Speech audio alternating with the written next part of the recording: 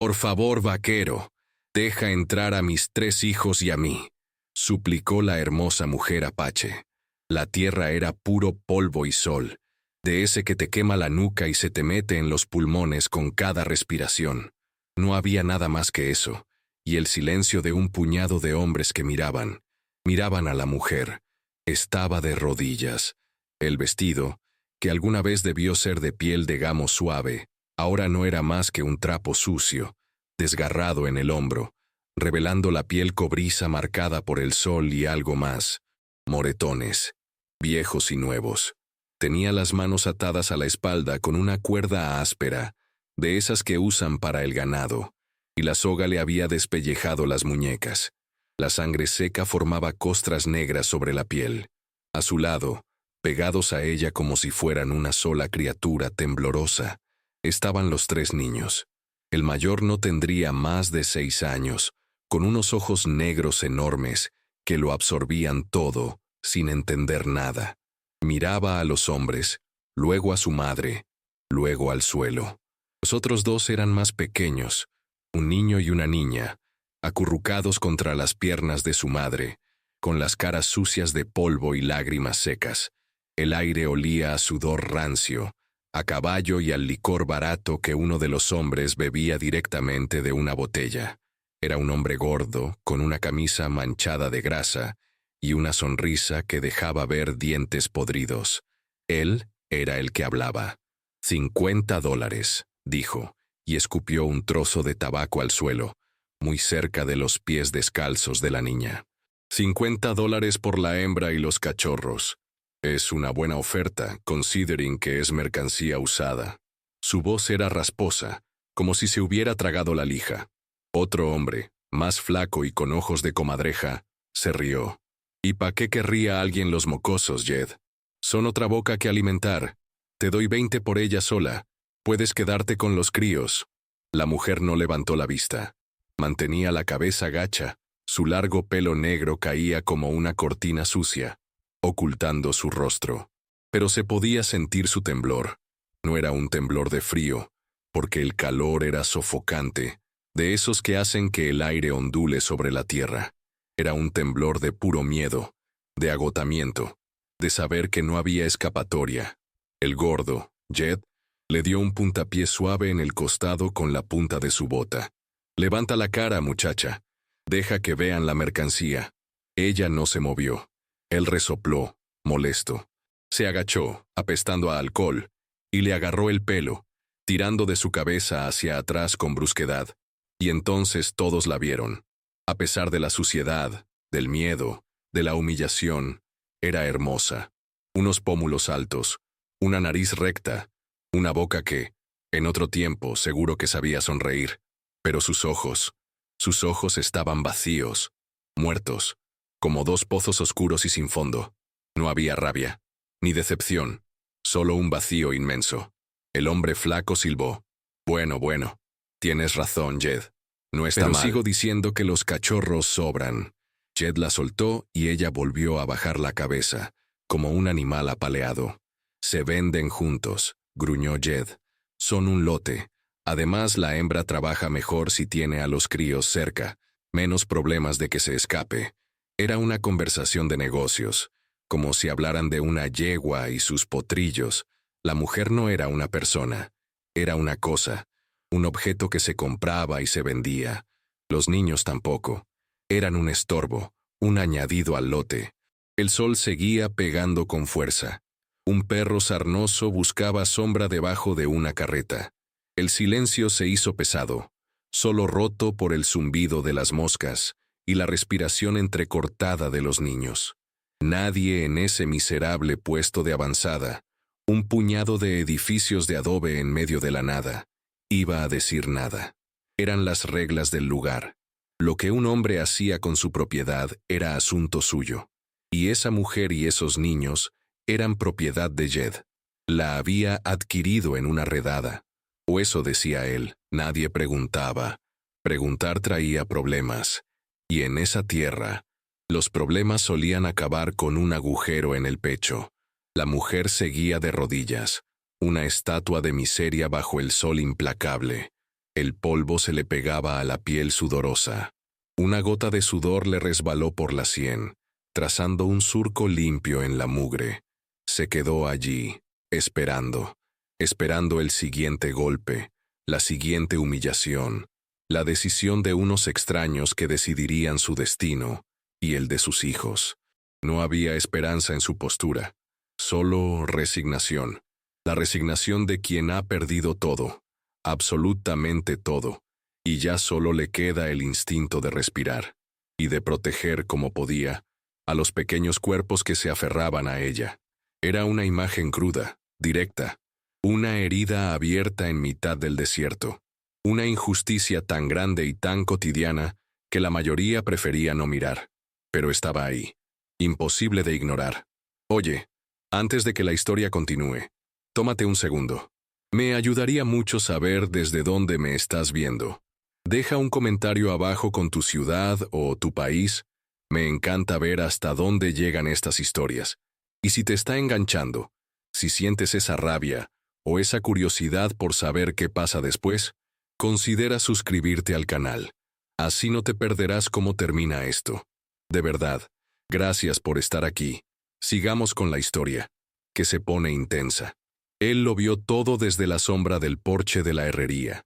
Se llamaba Silas, o al menos, así le llamaban los pocos que se atrevían a dirigirle la palabra. Era un hombre alto, enjuto, curtido por el sol y el viento hasta que su piel parecía cuero viejo. Tenía las manos grandes y callosas de trabajar el metal y la tierra. Rara vez hablaba. No le hacía falta. Sus ojos, de un azul pálido casi gris, solían bastar. Estaba allí sentado, afilando un cuchillo de desollar sobre una piedra de amolar, con movimientos lentos y precisos. No había ido a buscar problemas. Solo necesitaba unos clavos para una valla rota y un saco de harina. Hacía meses que no pisaba ese miserable pueblo, y ya se arrepentía. El olor a codicia y a crueldad barata le revolvía el estómago. Vio la escena, la mujer, los niños, los hombres pujando por carne humana, y sintió algo.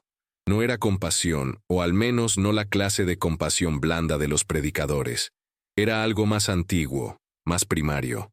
Una repulsión fría, una rabia sorda, como un tambor lejano. Se acordó de los coyotes, de cómo a veces una manada acorrala a una cierva herida. La misma mirada depredadora, la misma cobardía en grupo. Siguió afilando el cuchillo. Chas, chas, chas. El sonido rítmico era lo único que rompía la tensión en su pequeño rincón de sombra. Jed, el gordo, se estaba impacientando. «Venga ya. ¿Nadie? $50 por esta pieza? Es un regalo». Se acercó de nuevo a la mujer, esta vez con la botella en la mano. Quizá necesita un poco de incentivo. Le agarró el pelo otra vez y trató de forzarle el licor en la boca. La mujer giró la cabeza con una fuerza repentina, y el alcohol se derramó por su mejilla y su cuello, oscureciendo el trapo de su vestido. El niño mayor, el de los ojos grandes, soltó un pequeño grito ahogado y se aferró más a su madre. Ese fue el momento. El chasquido del cuchillo se detuvo. Silas se levantó. No lo hizo deprisa. Se tomó su tiempo, como si se estuviera desperezando. Dejó el cuchillo y la piedra sobre el banco de madera. Se estiró, haciendo crujir los huesos de su espalda, y luego empezó a caminar hacia el centro de la polvorienta plaza. No miraba a nadie en particular. Su mirada estaba fija en un punto intermedio, en el aire caliente que vibraba sobre el suelo. Caminaba con paso lento, pesado. Cada paso levantaba una pequeña nube de polvo. Los hombres se callaron. Incluso Jed se detuvo, con la mano todavía enredada en el pelo de la mujer. Todos se giraron para mirar a Silas. Su presencia era como una nube de tormenta, que se acerca en un día de verano. No hacía falta que dijera nada. El aire a su alrededor se había vuelto denso, pesado. Se detuvo a unos 10 pasos del grupo. Se cruzó de brazos. Y esperó. El hombre flaco, el de los ojos de comadreja, carraspeó. «¿Qué quieres, Silas? Esto no es asunto tuyo». Silas no le contestó. Ni siquiera le miró. Sus ojos grises se posaron en Jed. Solo en Jed. No había amenaza en su mirada. «No exactamente». Era algo peor. Era una calma absoluta. La calma del que sabe exactamente lo que es capaz de hacer y no tiene ninguna prisa. Jed se sintió incómodo. Se irguió, tratando de parecer más grande. «Lárgate, Silas. Estamos en medio de un negocio». Silas inclinó la cabeza ligeramente, como si considerara sus palabras. Luego su voz sonó, por primera vez. Baja, áspera como la grava. «¿Cuánto?» Jed parpadeó. «¿Cuánto qué?» «Por la mujer y los niños», dijo Silas, sin cambiar de expresión. Un murmullo recorrió al pequeño grupo de curiosos. El hombre flaco sonrió con malicia. «Vaya, vaya. El ermitaño quiere compañía». Jed recuperó la compostura. Vio una oportunidad. «Para ti, Silas, $100, en metálico». Era un precio absurdo. Un intento de humillarlo, de echarlo de allí. Silas no se inmutó. Metió una mano en el bolsillo de su pantalón raído y sacó un pequeño saco de cuero. Lo desató y volcó su contenido en la otra mano. Unas cuantas monedas de oro y plata. Las contó con la mirada. Luego levantó los ojos hacia Jed. «Tengo 65». Jed se rió a carcajadas. «65. Te he dicho 100. ¿Estás sordo o eres idiota?» Silas volvió a guardar las monedas en el saco. Lentamente, metódicamente. Luego, su mirada se endureció, solo un poco, como el hielo que se forma en un charco por la noche. 65, repitió.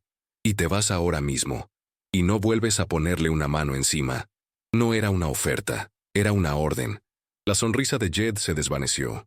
Vio algo en los ojos de Silas. Algo que le recordó que ese hombre vivía solo en las colinas porque quería, no porque no supiera cómo sobrevivir entre lobos. Se rumoreaba que había sido ranger, o soldado, o algo peor. Nadie lo sabía con certeza, pero todos sabían que era mejor dejarlo en paz. Jed tragó saliva. Miró a la mujer, luego a las monedas que imaginaba en el saco de Silas. Miró a los otros hombres, buscando apoyo, pero ellos desviaron la mirada. Nadie quería ser parte de lo que viniera después. «Está bien», masculló Jed derrotado. «Dame el dinero». Silas se acercó. No le tiró el saco. Se lo puso en la mano, asegurándose de que sus dedos rozaran los de Jed. Un contacto breve, pero que hizo que el hombre gordo se estremeciera.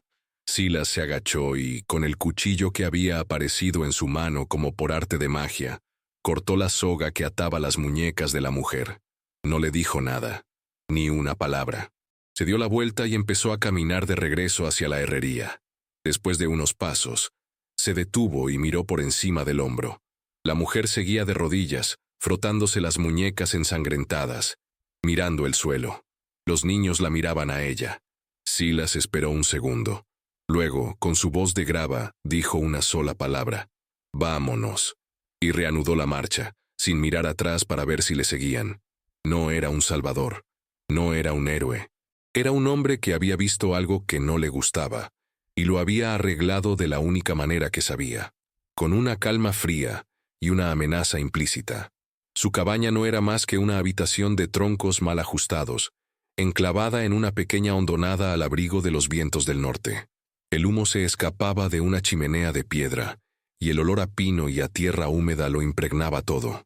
Silas no dijo nada cuando llegaron. Simplemente abrió la puerta y se hizo a un lado. La mujer dudó en el umbral. Miró el interior oscuro, luego a Silas, luego a sus hijos. El mayor la empujó suavemente por la espalda. Entraron. El interior era espartano, casi monacal. Una cama tosca en una esquina, una mesa de madera maciza con 2 bancos, una chimenea ennegrecida y unos pocos estantes con latas y sacos. Limpio, pero delataba una vida solitaria. Silas entró detrás de ellos y cerró la puerta, sumiendo la estancia en una penumbra reconfortante. Fue al fogón, removió las brasas y añadió un par de leños. El fuego prendió con un chasquido, proyectando sombras danzantes en las paredes. La mujer y los niños se habían quedado en un rincón, agrupados, como una manada de ciervos asustados. Silas los ignoró. Se movió por la cabaña con una eficiencia silenciosa. Cogió un caldero de hierro, lo llenó de agua de un barril y lo colgó sobre el fuego. Luego, de un estante, bajó un saco de frijoles y un trozo de carne salada. Empezó a cortar la carne con el mismo cuchillo con el que había cortado la soga. El único sonido era el crepitar del fuego y el golpe rítmico del cuchillo contra la tabla de cortar. No había palabras. No hacían falta. El hambre y la necesidad tienen un lenguaje propio. La mujer observaba cada uno de sus movimientos. Sus ojos, antes vacíos, ahora estaban llenos de una cautela animal. Estaba evaluando, midiendo. ¿Era una trampa? ¿Era este hombre solo una versión diferente del peligro? Pero sus acciones eran prácticas, directas. No había ni un atisbo de lascivia en su mirada, ni una palabra fuera de lugar. Solo la rutina de preparar una comida. Cuando el estofado empezó a burbujear, desprendiendo un olor espeso y sustancioso, el estómago de uno de los niños pequeños rugió. Un sonido fuerte, vergonzoso en el silencio. La mujer le puso una mano en la barriga, como para acallarlo. Silas pareció no oírlo.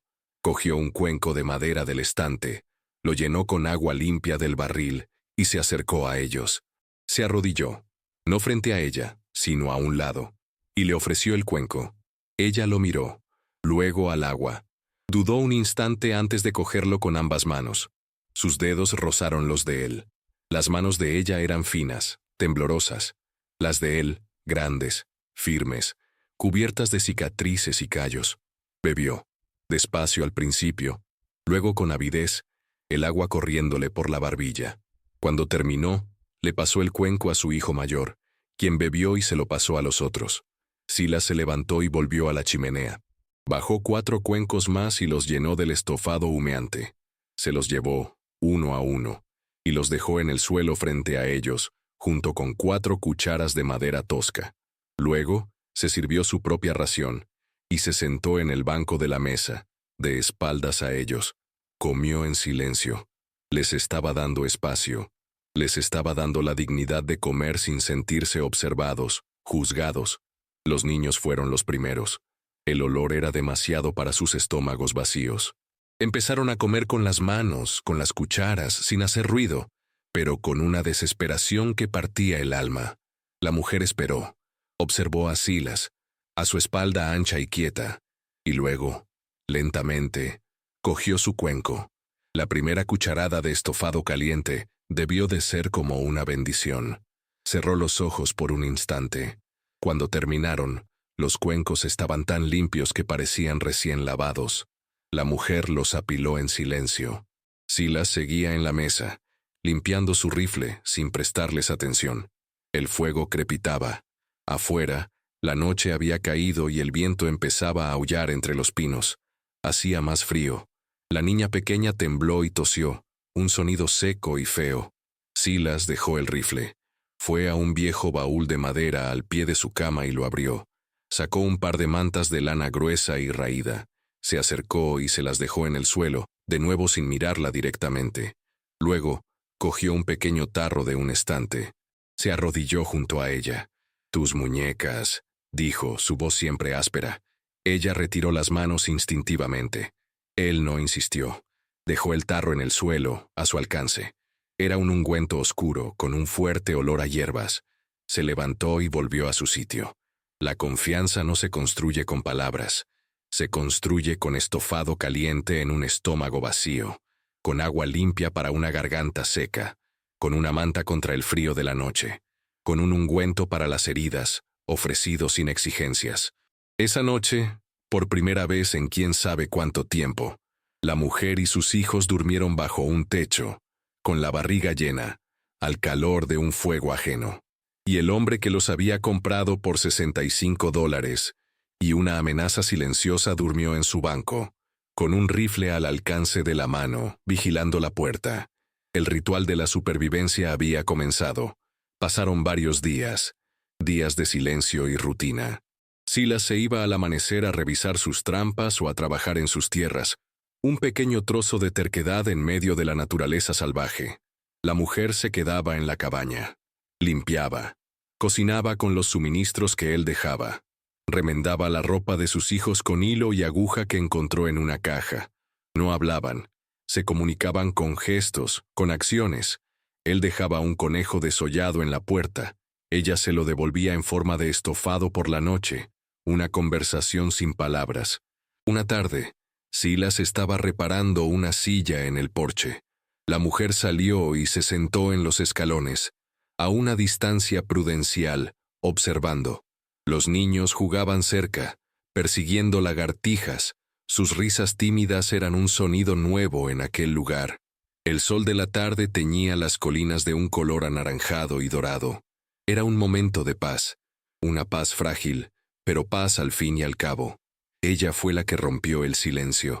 Su voz, cuando habló, era suave, un poco oxidada por el desuso. Mi esposo, él hizo sillas. Silas no dejó de trabajar, pero sus manos se movieron un poco más despacio. ¿Era un buen carpintero?, preguntó él sin mirarla.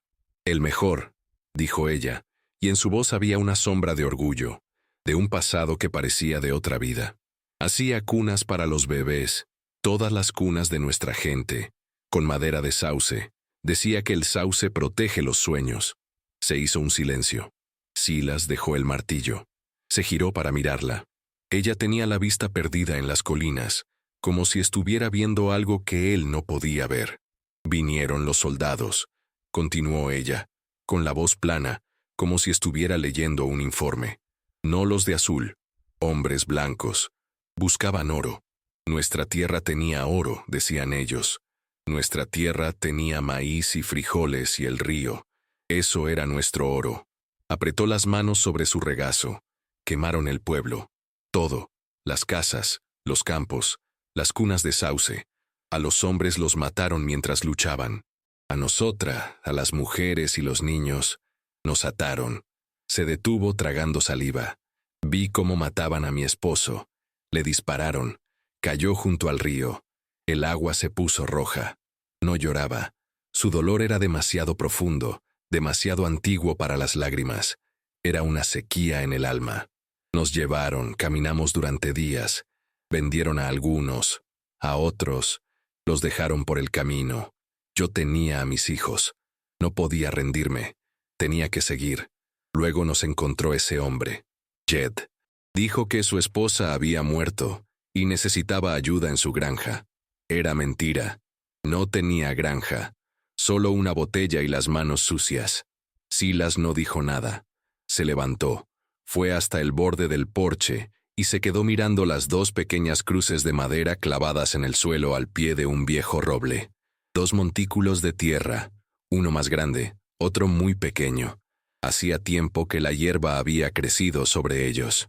Yo también tenía una familia, dijo él, su voz más áspera que nunca. Una esposa, Sara. Y un hijo, Daniel.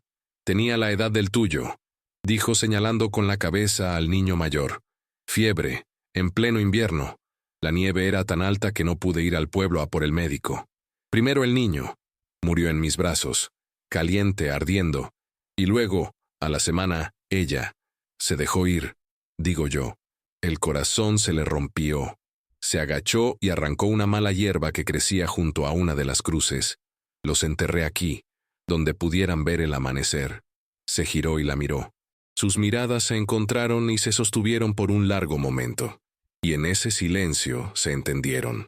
No necesitaban más palabras. Ambos eran supervivientes de un naufragio. Ambos habían visto sus mundos arder. Sus heridas eran diferentes, pero el dolor tenía el mismo sabor amargo. Eran dos fantasmas viviendo en una cabaña, rodeados por los fantasmas de los que habían perdido. Y en ese dolor compartido, en esa confesión cruda y sin adornos, se forjó el primer hilo de una conexión real. Un entendimiento rústico, forjado no en la alegría, sino en la pérdida compartida.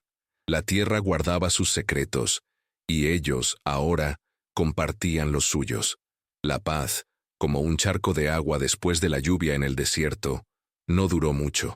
Se evapora rápido. La amenaza no vino de los hombres del pueblo, no al principio. Vino del cielo. Una mañana, el aire se volvió pesado, quieto y de un color amarillento enfermizo. Los pájaros callaron. Silas, que estaba partiendo leña, levantó la vista y olfateó el aire. Tormenta, masculló. Y de las malas. Se movió con una urgencia repentina. Adentro. Todos adentro. La mujer no necesitó que se lo repitiera. Reunió a los niños, que ya sentían la extraña presión en el aire, y los metió en la cabaña. Silas entró detrás, cargando toda la leña que pudo. Aseguró la puerta con una tranca de madera gruesa y atrancó las contraventanas. La cabaña quedó sumida en la oscuridad, iluminada solo por el fuego del hogar.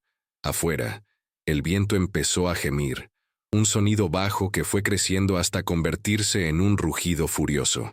La lluvia llegó de golpe, no en gotas, sino en láminas de agua que golpeaban el techo y las paredes con la fuerza de 1.000.000 de puños. La pequeña cabaña crujía y se quejaba bajo el asalto. Los niños estaban aterrorizados. La más pequeña lloraba en silencio, con la cara enterrada en el regazo de su madre. El mayor miraba la puerta atrancada como si esperara que se abriera de golpe. Silas estaba junto a la chimenea, observando el fuego, tenso como un animal enjaulado. De repente, un relámpago iluminó la habitación con un destello blanco y cegador, seguido casi al instante por un trueno que sonó como si el cielo se partiera en dos, justo encima de ellos. La cabaña entera tembló. Un trozo de argamasa se desprendió del hueco de la chimenea y cayó a las brasas con un siseo. El viento aullaba como un demonio. Se oían ruidos de cosas que se rompían afuera, el chasquido de ramas que se partían. La mujer se abrazó a sus hijos, murmurando palabras suaves en su lengua, tratando de calmarlos, aunque ella misma estaba pálida.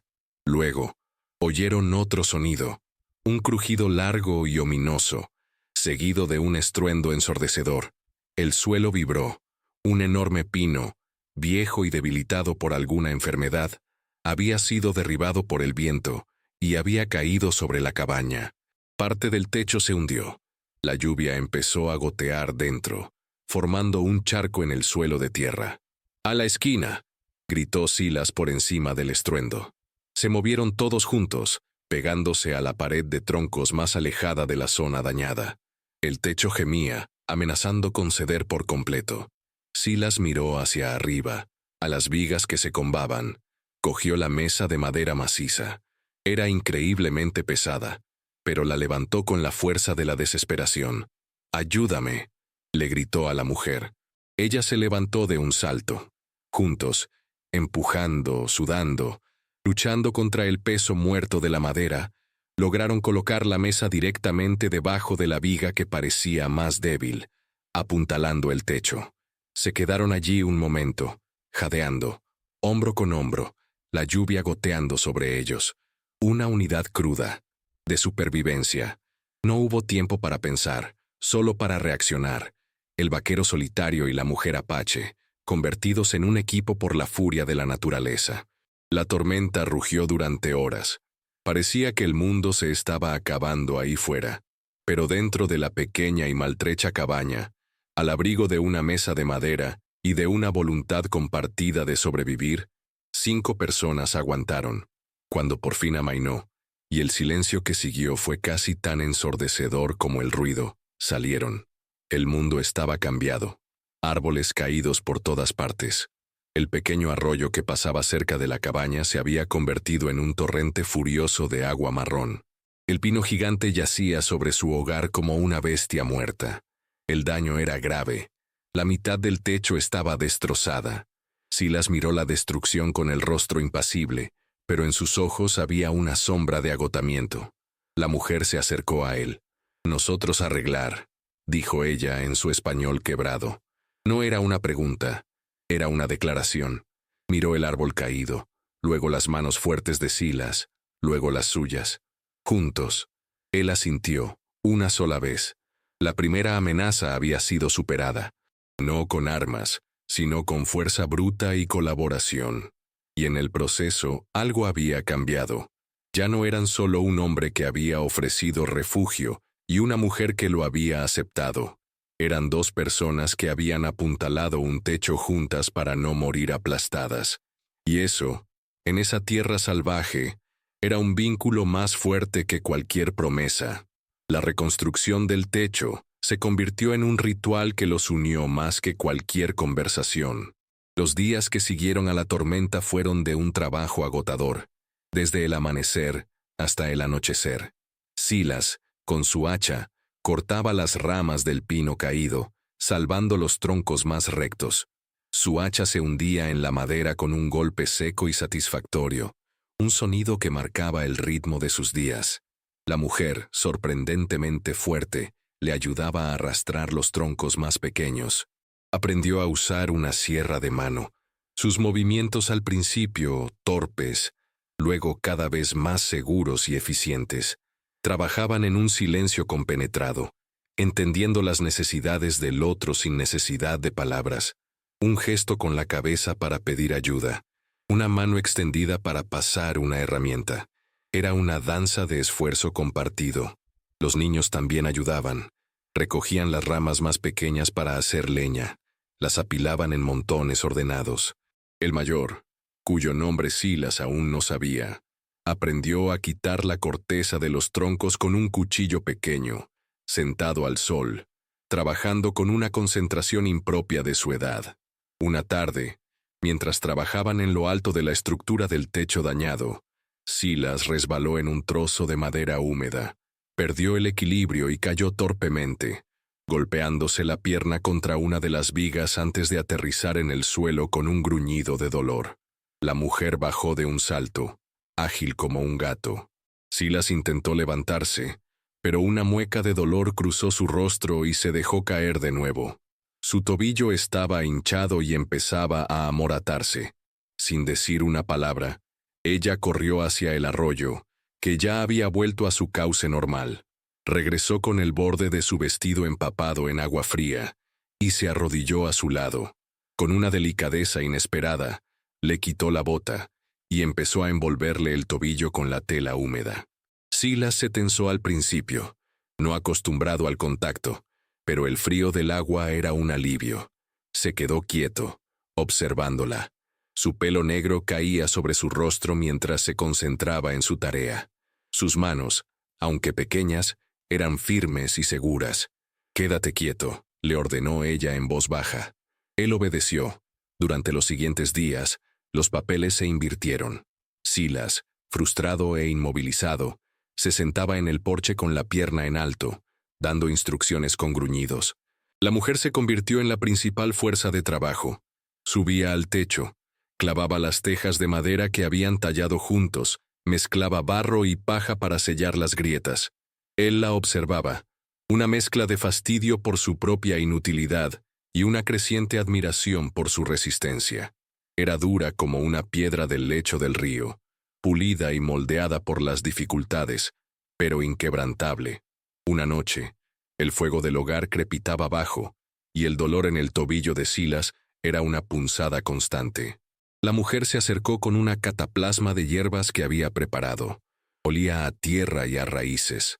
Se arrodilló y empezó a aplicársela en el tobillo hinchado. Su contacto era profesional, impersonal, pero había una corriente subterránea de cuidado genuino. «Mi gente usa esto», dijo. «Saca el dolor». Él la miró a la luz del fuego. Las llamas bailaban en sus ojos oscuros. Por primera vez, no vio solo a una superviviente o a una víctima. Vio a una mujer, fuerte, capaz. Vio el fuego que ardía dentro de ella. Un fuego que ni los soldados ni los hombres como Jed habían podido apagar. «Gracias», dijo él. La palabra sonó extraña, torpe, en sus labios. Ella simplemente asintió y siguió con su trabajo. El vínculo entre ellos ya no era solo de necesidad. Se estaba convirtiendo en algo más. No era amor, no en el sentido de las canciones y los poemas. Era algo más terrenal, más sólido. Era el respeto mutuo de dos caballos de tiro que tiran del mismo arado. Era la comprensión silenciosa de dos lobos que cazan juntos para sobrevivir al invierno. Era una conexión forjada en el sudor, el esfuerzo y el cuidado silencioso. Un día, mientras ella estaba en el techo y él le pasaba herramientas desde abajo, uno de los niños pequeños se alejó demasiado, persiguiendo una mariposa, y se acercó peligrosamente al borde de un pequeño barranco que la tormenta había creado. Silas lo vio. Sin pensar en su tobillo, se puso de pie de un salto, ignorando la punzada de dolor, y corrió, cojeando aparatosamente. Llegó justo a tiempo para agarrar al niño por la camisa, antes de que diera un paso en el aire. La mujer, al oír el grito ahogado del niño, miró hacia abajo y vio la escena. Su corazón se detuvo por un segundo. Vio a Silas abrazando a su hijo, calmándolo con torpes palmaditas en la espalda. Y cuando sus miradas se cruzaron, por encima de la cabeza del niño, hubo un nuevo entendimiento. Él había salvado a su hijo. Ella le había curado la pierna. Se protegían mutuamente, sin hablarlo, sin prometerlo. Simplemente lo hacían, porque en ese rincón perdido del mundo, eran lo único que tenían. Tarde o temprano tendrían que volver al pueblo. Se habían quedado sin sal y sin harina, y Silas necesitaba pólvora y plomo. La idea le pesaba como una piedra en el estómago, pero era necesario. El día que decidieron ir, el aire estaba cargado de una tensión silenciosa. Silas cargó su rifle y se aseguró de que su revólver estuviera bien asentado en la cadera. La mujer vistió a los niños con las ropas remendadas y les peinó el pelo con los dedos. Cuando estuvieron listos para partir, ella se detuvo en la puerta. «Ellos no ir», dijo, mirando a sus hijos. «Peligro». Silas la miró. Vio el miedo en sus ojos, un miedo que no era por ella, sino por ellos. Asintió. «Se quedarán aquí. No tardaremos». Dejaron a los niños dentro de la cabaña con comida y agua, y el hijo mayor a cargo, con instrucciones estrictas de no abrir la puerta a nadie. Caminaron juntos hacia el pueblo. Era la primera vez que se les veía así, como una pareja, un hombre blanco y una mujer apache, caminando uno al lado del otro. La reacción no se hizo esperar. En cuanto entraron en la única y polvorienta calle del pueblo, las conversaciones se detuvieron. Las puertas se cerraron. Las caras aparecieron en las ventanas, llenas de curiosidad y desaprobación. Era como si una plaga hubiera entrado en la ciudad. En el almacén general, el tendero, un hombrecillo calvo llamado Henderson, los miró por encima de sus gafas. «¿Qué se te ofrece, Silas?», preguntó, ignorando deliberadamente a la mujer que estaba a su lado. «Harina, sal, pólvora, plomo», dijo Silas con su voz grave. Henderson empezó a colocar las cosas en el mostrador, sus movimientos lentos y deliberados.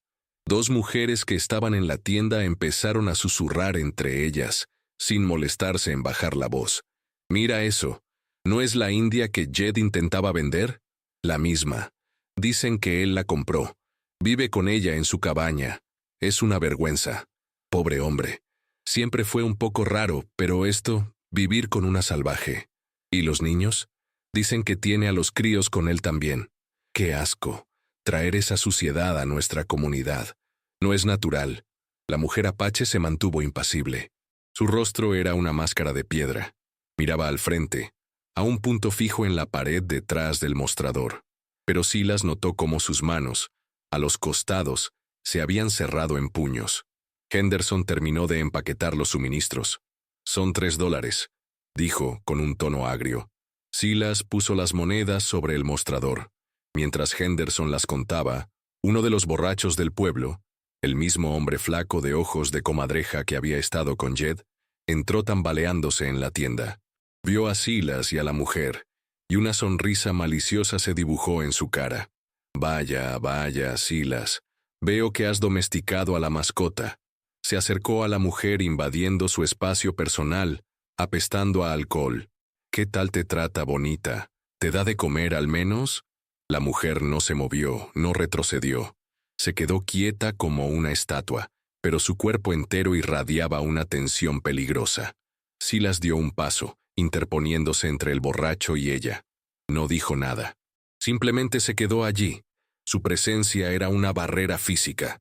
Su mano derecha se posó casualmente cerca de la culata de su revólver. El borracho se detuvo. Vio la mirada de Silas, la misma mirada fría y calmada que había visto en la plaza. Retrocedió un paso. «Solo bromeaba, hombre. No te pongas así». Silas recogió el saco con los suministros. «Vámonos», le dijo a la mujer en voz baja. Salieron de la tienda y el silencio hostil de la calle los envolvió de nuevo.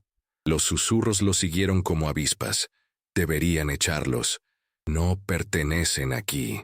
Es un mal ejemplo para nuestros hijos. El choque social era una pared invisible pero sólida. No eran balas ni cuchillos, pero las palabras y las miradas podían herir de una forma más profunda. La habían juzgado y condenado sin saber su nombre, sin conocer su historia, y a él lo habían condenado con ella, por el simple hecho de estar a su lado. Mientras se alejaban del pueblo, Silas no dijo nada. Caminaba con la cabeza alta, su rostro una máscara de indiferencia, pero por dentro, la rabia sorda que había sentido el primer día volvía a crecer. No era por él. Hacía tiempo que le importaba un bledo lo que la gente del pueblo pensara. Era por ella, por la injusticia de que, después de todo lo que había sufrido, todavía tuviera que soportar el veneno de su odio y su miedo. El viaje de regreso a la cabaña se hizo en un silencio tenso. El sol de la tarde alargaba sus sombras, y cada crujido en el bosque parecía una amenaza. La hostilidad del pueblo los había seguido. Se había pegado a ellos como el polvo del camino. No se habían dado cuenta, pero dos hombres los seguían a distancia. Eran amigos de Jed, el hombre flaco de la tienda y otro tipo corpulento con cara de pocos amigos. Estaban resentidos, humillados por cómo Silas los había desafiado, y el alcohol los había envalentonado. Esperaron a que Silas y la mujer llegaran a un tramo del sendero que pasaba por un denso bosquecillo de álamos. Era el lugar perfecto para una emboscada. Salieron de entre los árboles, bloqueándoles el paso. El hombre flaco sostenía un garrote de madera. El corpulento tenía un cuchillo grande y oxidado. «Creemos que se te olvidó algo en el pueblo, Silas», dijo el flaco con una sonrisa torcida. «Un pago, por la humillación». Silas dejó el saco de suministros en el suelo, lentamente. Se movió para que la mujer quedara detrás de él. «No quiero problemas», dijo Silas. Su voz era un murmullo bajo y peligroso. «No más de los que ya tenéis». «Oh, creemos que los problemas apenas empiezan», se burló el hombre corpulento, haciendo un gesto con el cuchillo hacia la mujer. «Vamos a recuperar la mercancía. Jed fue demasiado blando contigo. Nosotros no». Silas había vivido toda su vida adulta bajo un código estricto. No te metas en los asuntos de los demás. Ocúpate de lo tuyo. Sobrevive. Evita los conflictos. Era un voto silencioso que se había hecho a sí mismo sobre las tumbas de su esposa y su hijo. Involucrarse solo traía dolor y muerte. Había roto ese código una vez, en la plaza del pueblo, pero aquello había sido casi pasivo. Una transacción forzada. Esto era diferente. Esto era una línea que, si la cruzaba, cambiaría todo. Podía intentar hablar, podía intentar intimidarlos, o podía hacer lo que su instinto le gritaba que hiciera. El hombre flaco se abalanzó, levantando el garrote para golpear. La acción de Silas fue un borrón. No fue elegante ni bonita. Fue brutalmente eficiente. Esquivó el golpe con un movimiento de cabeza. Se metió dentro de la guardia del hombre y le propinó un puñetazo seco y durísimo en el plexo solar. El hombre se dobló por la mitad, boqueando, sin aire. Al mismo tiempo, el corpulento se lanzó con el cuchillo. Silas no tenía tiempo de sacar su arma. En su lugar, giró sobre sí mismo, usando el impulso, y le dio una patada en la muñeca al hombre. El cuchillo salió volando y cayó entre la maleza. El corpulento aulló de dolor y rabia y se lanzó sobre Silas, intentando derribarlo con su peso. Los dos cayeron al suelo en una maraña de brazos y piernas. Rodaron por el suelo, levantando polvo y hojas secas. Silas era más rápido, pero el otro era más fuerte. Justo cuando el hombre corpulento logró ponerse encima de Silas, con las manos buscando su garganta, algo cambió. La mujer, que se había quedado paralizada por un instante, se movió. No gritó, no corrió. Con la misma eficiencia silenciosa con la que cocinaba o reparaba el techo, cogió una piedra grande y pesada del suelo. Se acercó por detrás del hombre que estaba asfixiando a Silas y con todas sus fuerzas se la estrelló en la parte posterior de la cabeza. El sonido fue sordo y desagradable. El hombre se quedó rígido por un segundo, y luego se desplomó sobre Silas como un saco de patatas. Silas se lo quitó de encima, jadeando. Se puso de pie, mirando al hombre inconsciente en el suelo, luego al flaco que seguía en el suelo intentando respirar, y finalmente a ella. Estaba de pie, con la piedra todavía en la mano, temblando, no de miedo, sino de adrenalina. Sus ojos estaban encendidos con una fiereza que él nunca había visto. Había sangre en la piedra. Se miraron el uno al otro en medio del caos. Él había luchado por ella. Ella había luchado por él. En ese momento, en ese sendero polvoriento, Silas rompió su voto de no involucrarse de forma irrevocable. Había defendido a esta mujer y a sus hijos no como una propiedad que había comprado, sino como algo suyo, como su familia, y no se arrepentía. Miró al hombre inconsciente. «Vámonos», dijo, su voz ronca, antes de que se despierte. Recogió el saco, ella soltó la piedra, y reanudaron el camino a la cabaña, dejando a los dos hombres en el suelo. La línea había sido cruzada. Ya no había vuelta atrás. Era su protector, y ella, la suya. Llegaron a la cabaña justo cuando el último resquicio de luz se desvanecía en el horizonte. Los niños corrieron a su encuentro, aliviados de verlos. La normalidad de la escena, los niños, la cabaña, el humo saliendo de la chimenea, contrastaba brutalmente con la violencia del sendero. Esa noche, el silencio en la cabaña era diferente. No era el silencio cómodo de la rutina, sino uno pesado, cargado con lo que había pasado. Comieron el estofado que la mujer había dejado preparado, pero ninguno de los dos tenía mucho apetito. Después de que los niños se durmieron, acurrucados juntos bajo una manta cerca del fuego, Silas se sentó en el porche, limpiando su rifle. No necesitaba limpieza, pero sus manos necesitaban algo que hacer. La mujer salió y se sentó en los escalones, como solía hacer, pero esta vez se sentó más cerca. Durante un largo rato, ninguno de los dos habló.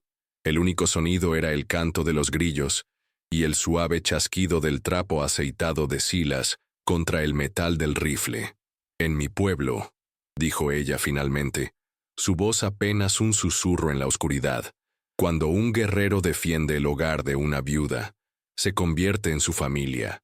Su sangre se convierte en la sangre de ella». Silas dejó de limpiar el rifle, lo apoyó contra la pared de la cabaña, se giró para mirarla. En la tenue luz que salía de la puerta, su rostro era una composición de sombras y luz. «No soy un guerrero», dijo él, «solo soy un hombre viejo y cansado». «No», respondió ella con una firmeza tranquila. «Hoy vi a un guerrero, y vi a mis hijos mirar a ese guerrero. Lo vieron defender a su madre». Se hizo otro silencio. Ella se removió, juntando el coraje para decir lo que venía a continuación. Era el mayor regalo que podía dar, la mayor muestra de confianza. «Nunca te he dicho mi nombre», dijo. «Los blancos nos llaman a todas squaws, o nos dan nombres estúpidos como Sally o Mary. Mi nombre no es ese». Respiró hondo. «Me llamo Nita. Significa oso en la lengua de mi pueblo. Mi padre me lo dio porque nací en invierno, durante la luna del oso dormido. Dijo que tendría la fuerza de un oso para sobrevivir a los inviernos más duros. Nita». El nombre le sentó bien. Tenía una solidez, una fuerza terrenal.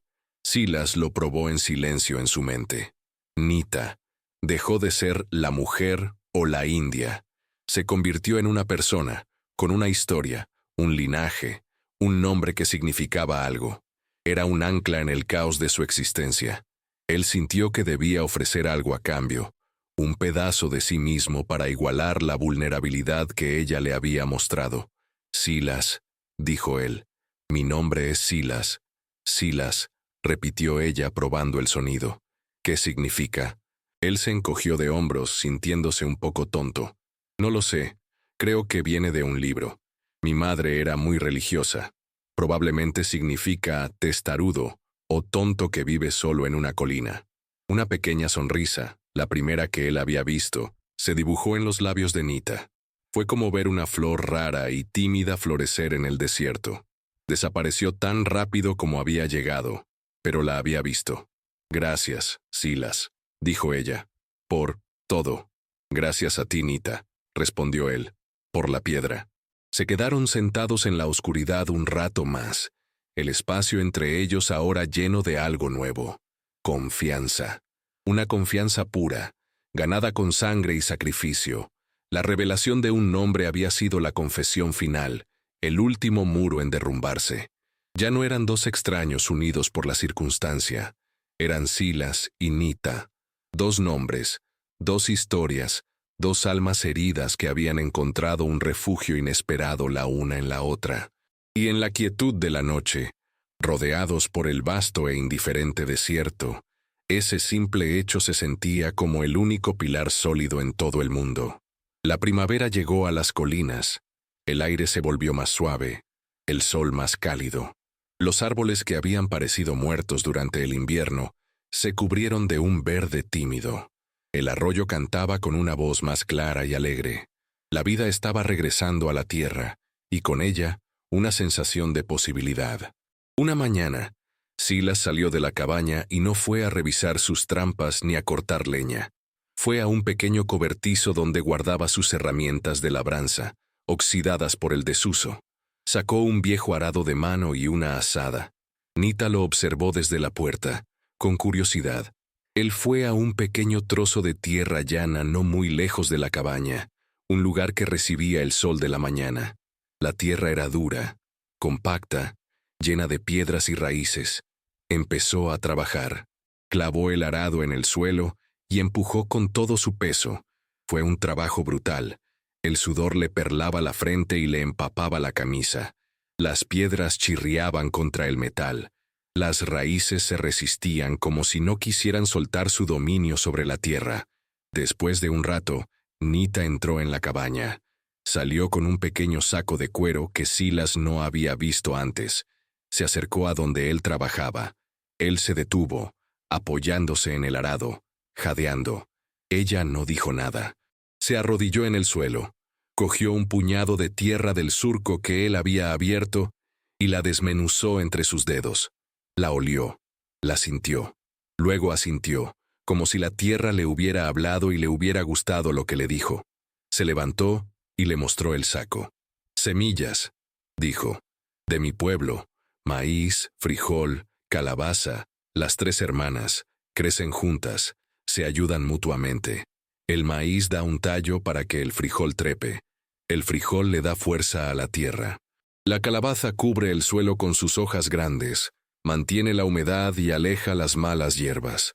Silas miró las pequeñas y secas semillas en la palma de la mano de ella, y luego miró el duro pedazo de tierra que estaba tratando de domar. Vio el plan, vio el futuro. No dijo nada. Simplemente asintió y volvió al trabajo, pero esta vez, con una nueva energía. Nita no se quedó mirando. Cogió la azada y empezó a romper los terrones de tierra más grandes que él dejaba a su paso. Los niños, al verlos trabajar juntos, se unieron. Empezaron a quitar las piedras más pequeñas, apilándolas en un montículo a un lado del campo.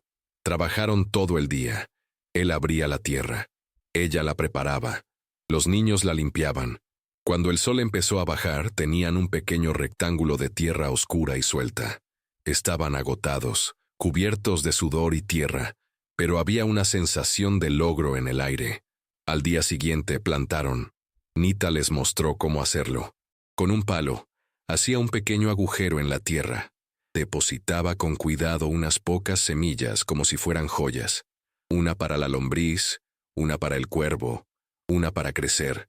Murmuraba con cada siembra una vieja oración de su gente. Silas y los niños la imitaron. Juntos llenaron el pequeño campo con promesas de vida. Cuando terminaron, se quedaron de pie al borde del campo recién plantado. El hombre blanco, la mujer apache y sus 3 hijos.